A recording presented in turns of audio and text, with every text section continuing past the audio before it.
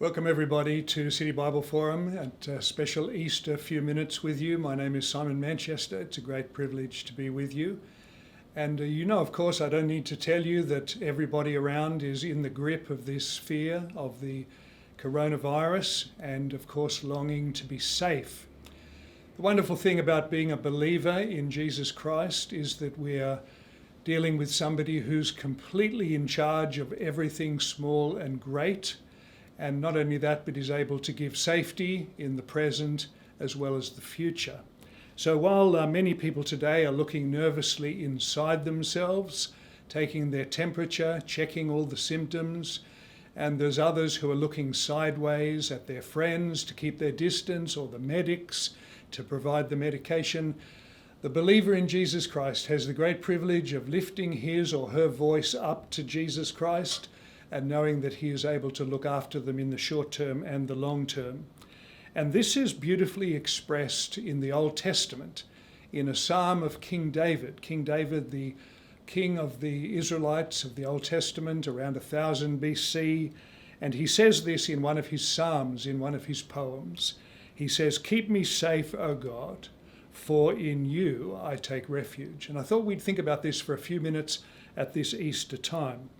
You see that God teaches us in his word that he is the refuge for his people, but he also teaches us to make him our refuge by sometimes taking away our false refuges.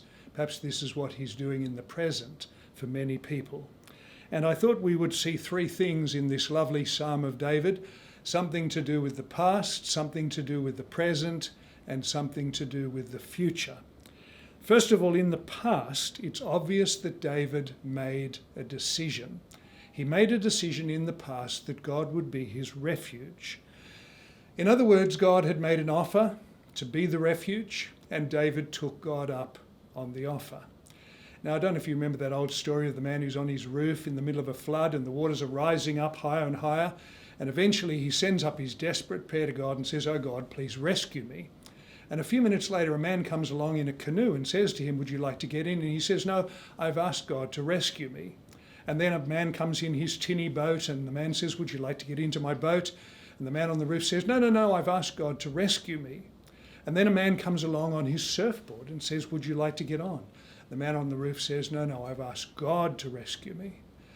And then the waters keep rising. The man drowns. He finds himself in the presence of God and he says, "God, why didn't you rescue me?" And you remember God said to him, "I sent you a canoe, a tinny, and a surfboard." The point of the story is that the time waters are rising for us. We are all running out of time.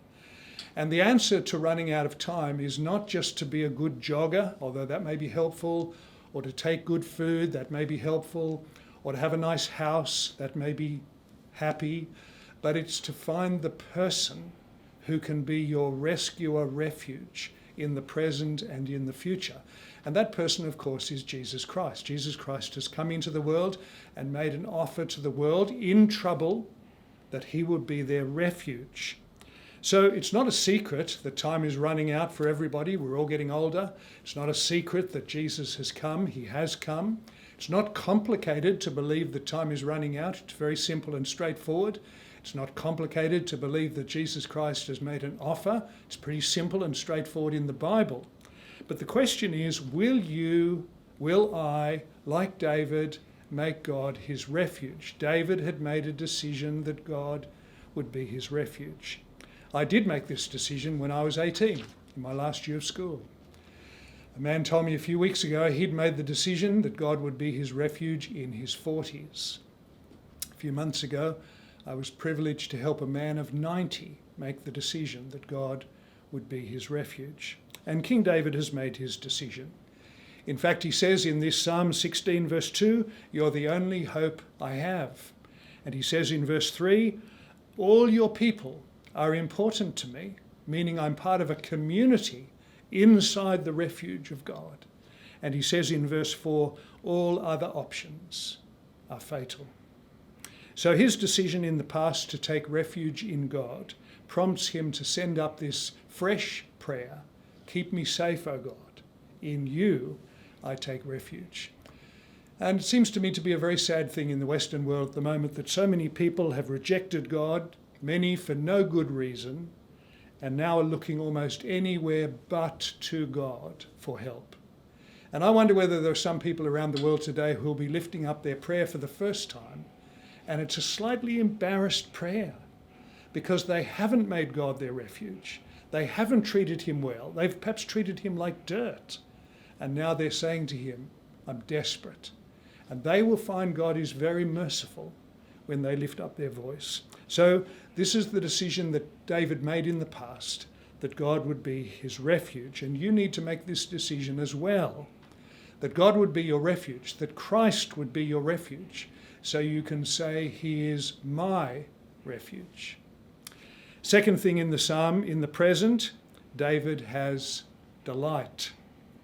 He begins to count his blessings. And he takes his mind off the problems and he puts them on all the kindness of God.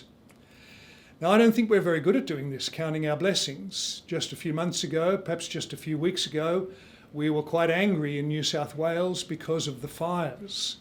And we were angry because of the lack of rain. And now the fires are gone and a great deal of rain has come. But there's been no thanksgiving to God, as far as I know, or very little thanksgiving to God. Well, David counts his blessings. And first of all, he remembers in chapter 16, verse 5, that God has planned everything. He says, you're my lot, you're my portion, you're my cup, meaning everything about my life is in your hands.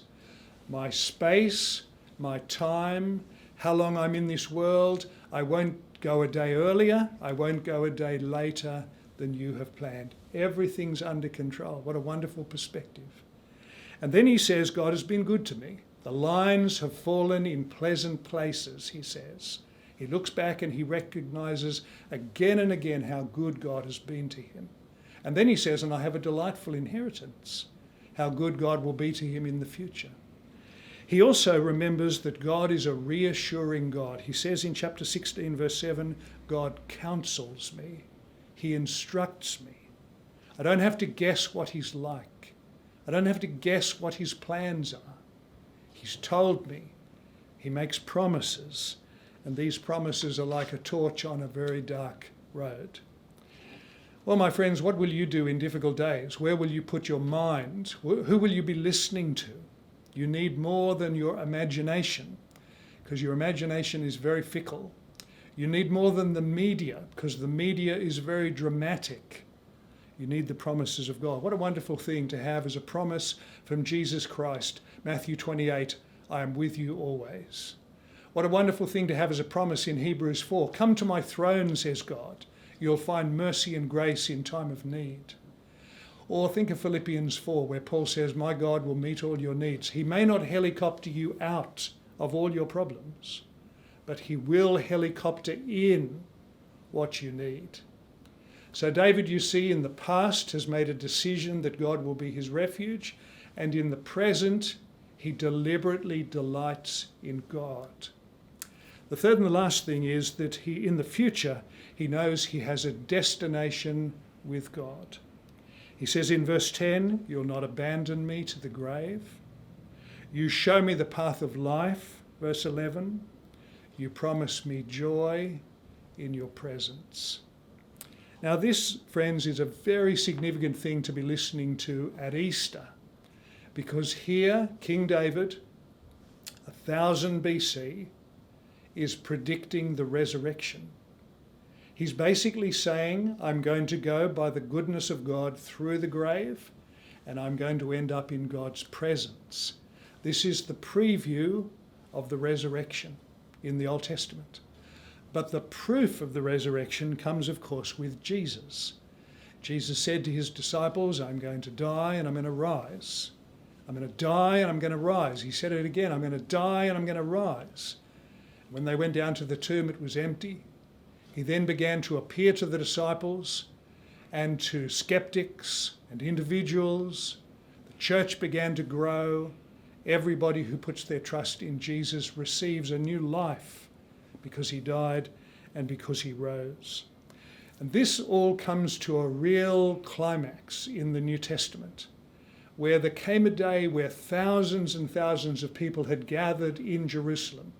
And one of Jesus' disciples, Peter, Simon Peter, quoting Psalm 16, said, you know that psalm? It wasn't pointing really to David. David died. He is in the grave. But Jesus is not in the grave, because Jesus rose from the dead. And Peter went on to explain to his listeners that Jesus Christ had come into our world and lived in our world, and his life was perfect. And then he took his life to the cross in order to pay for the imperfect people and the sinful people and the unfaithful people like us. And at the cross he carried our sins and took them away. And then he rose from the dead on the third day and is now seated on the throne running the universe. And he invites us to come to him. And so Peter said to his listeners, turn to him. Turn to Jesus Christ. Find refuge in Jesus Christ. You'll be truly forgiven. You'll be truly secure. These promises, said Peter, are for you. Now, my friends, we've all seen people lose perspective, lose the plot, begin to panic. Something very little becomes huge. Something that is huge becomes little. I want to remind you of that man of the Old Testament, at the very beginning of the Old Testament, called Noah, asked to build a ship, a secure ship, in order to carry people from one shore to the next through the great flood, the great storm. And it must have been a terrible experience for Noah to be inside that ark. But he could still be secure, knowing that God was going to bring him from one shore to the next. And when you make Jesus Christ your refuge, it's like being in the ark. There are still lots of trouble. Jesus said, in the world you will have trouble, John chapter 16. But he said, in me you will have peace. And you'll be taken from one shore in this world to the next. And that's the perspective we need at this Easter time. So I hope that everybody listening will make the decision that Jesus will be your refuge, that you'll be able to delight in his goodness to you, past, present and future, and that you'll look forward to the destination of being with him in his presence with all his people for eternity. Somebody said that 24 hours in heaven with Christ will outweigh all the troubles we have had in this world. May God bless you, keep you. Thanks for listening.